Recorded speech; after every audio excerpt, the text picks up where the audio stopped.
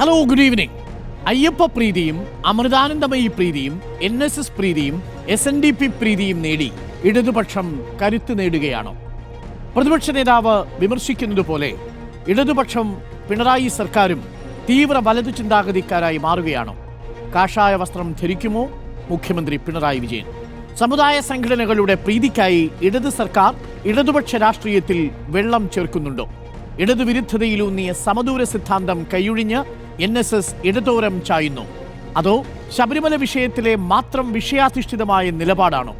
സമദൂരത്തിൽ ഒരു ശരിദൂരമുണ്ട് എന്ന് പറയുന്ന സുകുമാരൻ നായർ NSSനെ ഇടത്തേക്ക് കെട്ടുകയാണോ?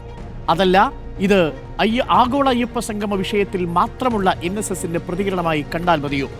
ഇടത്തോട്ട് ചായുന്ന NSSന്റെ രാഷ്ട്രീയാഘാതം തിരിച്ചറിഞ്ഞാണോ BJPയും കോൺഗ്രസും പെരുന്നയിലേക്ക് പായുന്നത്?